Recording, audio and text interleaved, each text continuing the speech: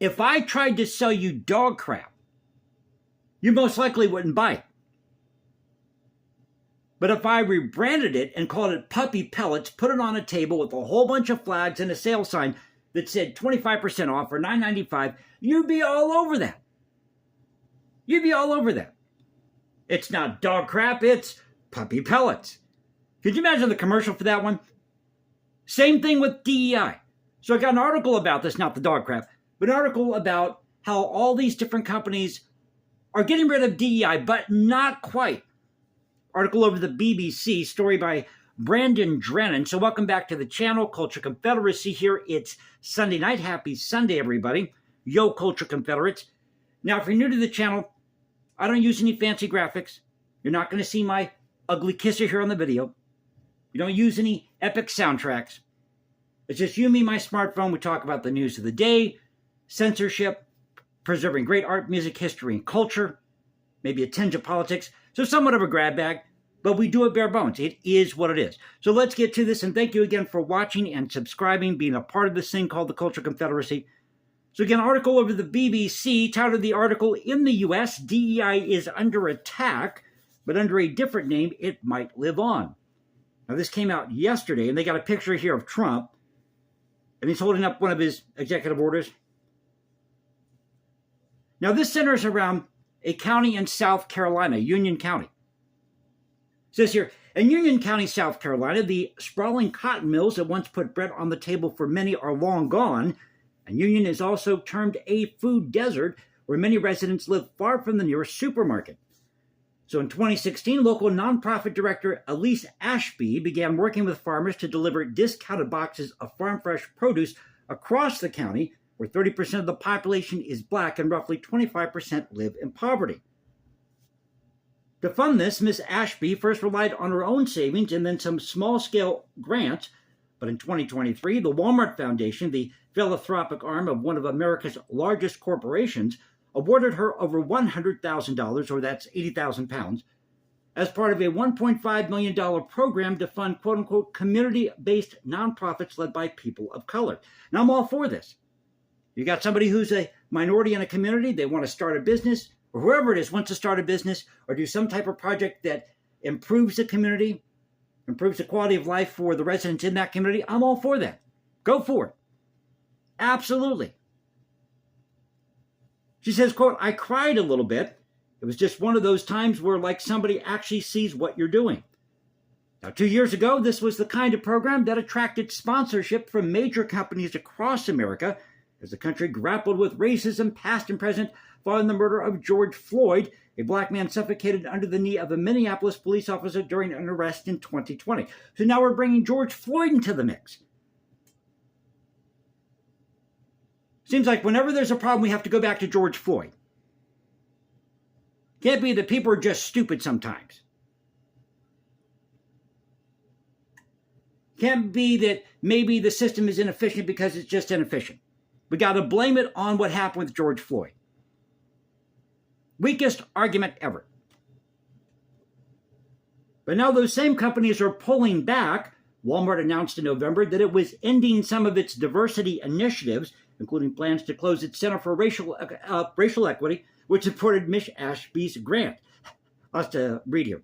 So we're just going to skim through this because this is a long or lengthy article. But you also have companies like Meta, Google, Goldman Sachs are saying here, McDonald's, that have all announced similar changes as part of a larger retreat from diversity, equity, inclusion programs, or DEI, across the corporate landscape. Since assuming office in January, Donald Trump has aggressively sought to quote-unquote terminate DEI and restore merit-based opportunity in the U.S., which is how it should always work. It should be an equal playing field for everybody. Now, I understand, and they talk about this here, that wasn't always the case. But it should be, in the day and age that we live now, it should be an equal playing field for everybody. He has directed the federal government to end its DEI programs and investigate private companies and academic institutions thought to be engaged in illegal DEI. That's also in quotes. In the early days of his second term, the Veteran Affairs Department has closed its DEI offices. The Environmental Protection Agency, EPA, has placed nearly 200 employees who worked in its civil rights office on paid leave, and Trump has fired the top military general, a black man whom his defense secretary had previously said should be fired because of his involvement in woke DEI. Yes, because his involvement in woke DEI has nothing to do with the guy's skin color. It's the fact that he was engaged in activity or motive. He had motives that weren't really in line with, the general consensus of what the U.S. military is supposed to do or the Defense Department is supposed to do. Because you're supposed to be doing what benefits everybody. White, black, Hispanic, Asian, you name it. Polka dot, purple, green. So moving on here, it says here, the making of a backlash. Programs resembling DEI first emerged in earnest in the U.S. in the late 60s in the wake of civil rights movements that fought to protect and expand the rights of black Americans. Under names like affirmative action and equal opportunity, initially their aim was to reverse the damaging effects of centuries of enslavement of African Americans and decades of discrimination under Jim Crow laws that enforced racial segregation. But I'd like to point out at this period in time, at the height of Jim Crow, we had Italians, Japanese, and Germans that were interned during World War II. You had huge anti-Jewish sentiment in New York City, for example, in the 1960s.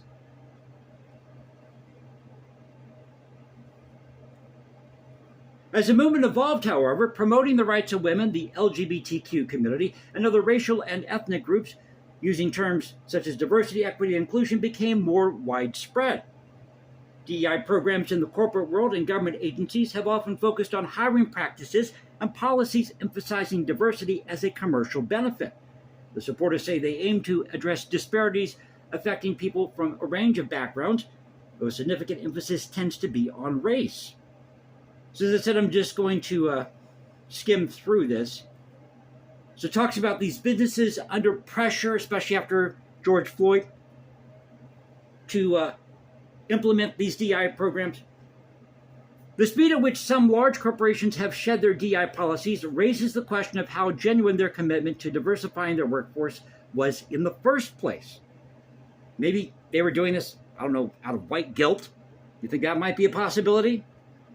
They were doing it because that's what everybody else was doing, when somebody should have stood up at the time and said, no, we're just going to do this because it's the right thing to do, because we believe in a diverse workforce, because we believe in having as many people possible in our organization to make it the best organization it can be. People who have merit, people who have skills, no matter where they come from. That should be the philosophy.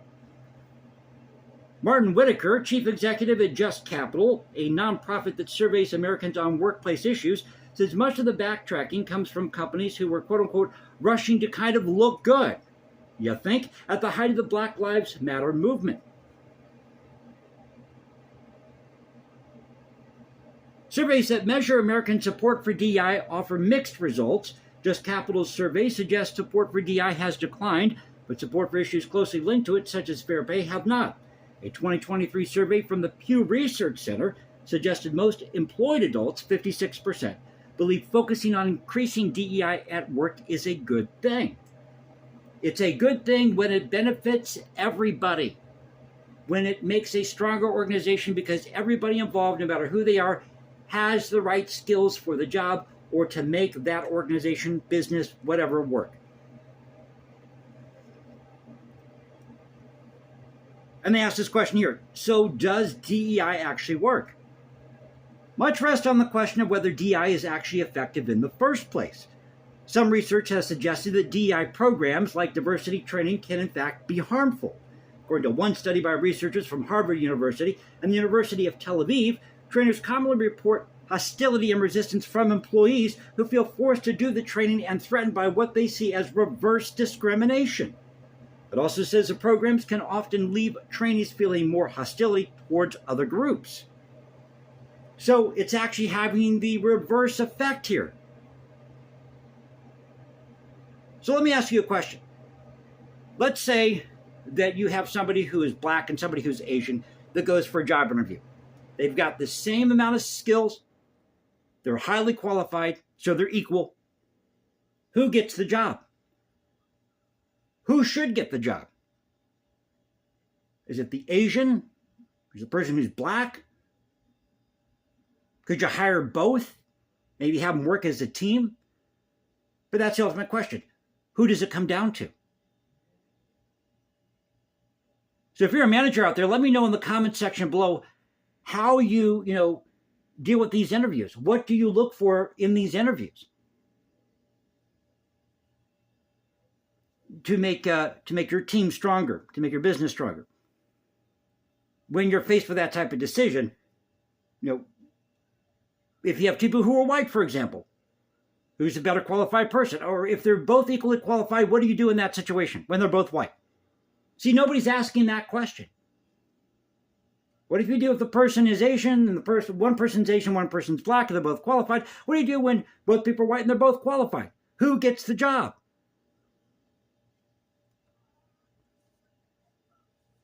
This research has been seized on by DEI's opponents as part of the evidence that, quote, the best way to improve the lives of all our citizens and our neighbors is to allow the free market to lift all the boats, as Mr. Padfield puts it. I guess this is somebody they talked to, some guy named Padfield.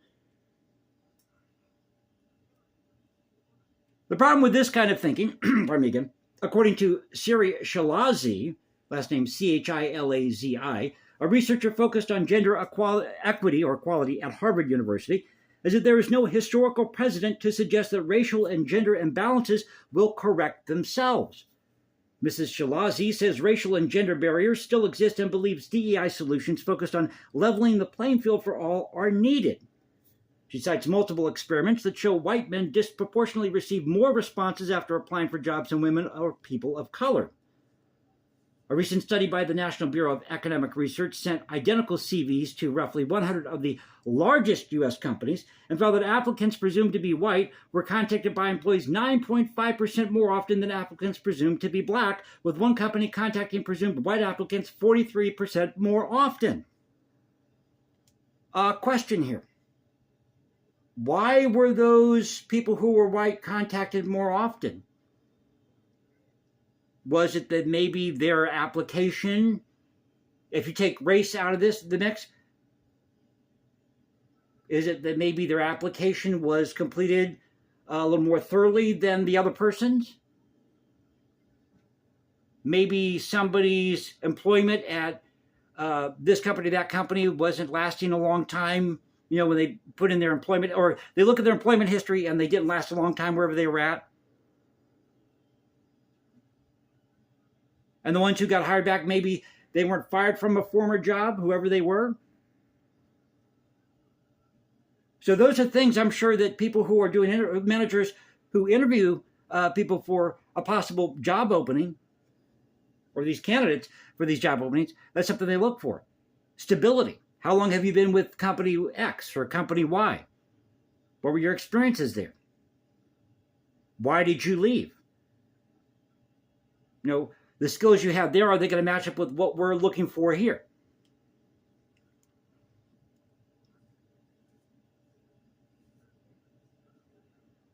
But Mrs. Shilazi also says there are genuine issues with many DEI programs, and the most common programs, including diversity and unconscious bias training and employee resource or affinity groups, are often the least effective. Yeah, because when you throw a guilt trip on somebody, who wants to work there? Who wants to work in a place that's going to throw a guilt trip on you because you're white? Or is going to single you or favor you because you're Asian or you're black or you're Hispanic? And make you a trophy or make you a token of that company. Who wants that? A recent study highlighting the ineffectiveness of some DEI practices said a common issue was treating them as an end goal in themselves without measurable outcomes. And they go on to talk here about education, what's going on with education, what's going on at Harvard. So in with this. Colleges and schools have already begun making adjustments in response to the new climate. At one university, a Lunar New Year celebration was canceled. Another ended a decades-long forum on race. Elsewhere, social clubs for Black and Asian students have also been disbanded. But the ruling's impact, this is the ruling from the Supreme Court. Remember this ruling where they said that race could not be considered as a factor in admissions in colleges? But the ruling's impact does not appear straightforward. Enrollment numbers for Black and Hispanic students at some other top U.S. colleges have actually increased since the Supreme Court's decision. Imagine that. Despite this decision, you have enrollment numbers for Black and Hispanic students at some other top U.S. colleges actually increasing. For the freshman class that arrived in the autumn, Northwestern University saw an 11% rise in enrollment for Black students and 13% increase for Hispanic students. Because of results like these, some DEI opponents have accused universities of flouting the court's ruling. But another explanation offered for the increase in diversity at some universities is a shift towards socioeconomic inclusion instead of race and ethnicity, which nonetheless appears to have achieved the same objective. Dartmouth University's Hispanic student enrollment jumped from 9.7% to 12.7% last year after adjusting to make the school, quote-unquote, more accessible for low and middle-income families, it said in a press release. They talk about looking ahead. What are these companies going to do? What are they going to do to include everybody? Not to appear racist or sexist or homophobic. Michelle Jovilet, author, the last name Jolivet, author of Is DEI Dead? The Rebranding of Inclusion Organizations, says she is worried that the anti-DEI movement will lead to progress stalling for historically disadvantaged groups. Quote, things that matter are measured, and when you stop measuring them, they stop happening. Then you do stop making progress. But as to the question at the center of her book, Is DEI Dead? Jovilet says the answer is no. The companies that appear to have canceled their DEI programs are not really eliminating them. She said instead they are just rebranding and reorganizing to escape potential lawsuits. So I thought I'd share this with you. Story at the BBC. Is DEI dying? No, it's just being rebranded by these companies. Hope you enjoyed the video. If you did, you know what to do. You can follow me at Instagram, #JasonComposes, because I write music in my spare time. And go to X, Culture Confederacy, at Culture Confederacy, what on X? Now you can find me at Substack. This is the Culture Confederacy saying peace out. Stay safe, everybody. God bless this thing called the United States. I'll catch you next time, and you'll have a great Sunday night. Take care.